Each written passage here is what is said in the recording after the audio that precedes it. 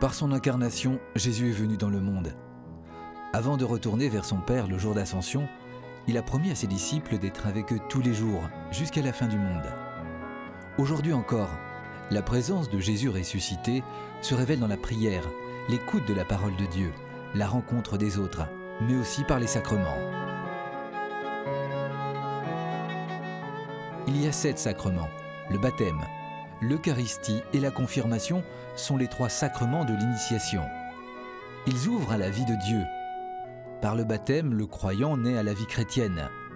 Il prend part à la résurrection du Christ et devient un fils adoptif du Père. Par l'Eucharistie, il nourrit sa vie de baptisé en communion au Christ ressuscité. 2 sacrements apportent la guérison. La réconciliation donne le pardon de Dieu et la force de combattre le péché. Le sacrement des malades réconforte, avive la foi et l'espérance. Par les 2 derniers sacrements, l'ordre et le mariage, Dieu s'engage pour une mission particulière avec ceux qui les reçoivent. Le sacrement de l'ordre confère à celui qui le vit d'être signe de Christ parmi les hommes.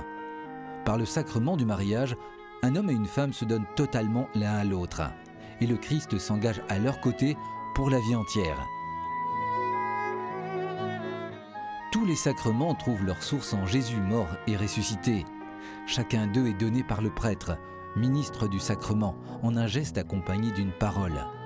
Au cœur de chaque sacrement, c'est le Christ qui agit pour le bien de celui qui le reçoit. C'est lui-même qui baptise, confirme, pardonne, oint les malades, pour qu'hommes et femmes de tous les temps aient part à son mystère pascal et puissent répondre à son appel. En donnant la communion, saint Augustin disait « Deviens ce que tu reçois, le corps du Christ ». Ainsi, tout sacrement est l'occasion d'une union en plénitude avec le Christ.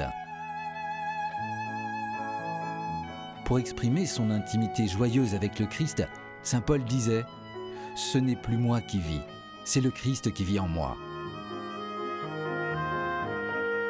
Vécus avec une foi profonde, les sacrements offrent le salut et libèrent l'homme de ce qui l'enchaîne, le mal et la mort. Ils portent des fruits de force, de joie, de foi, de charité et d'espérance dans la vie quotidienne du chrétien.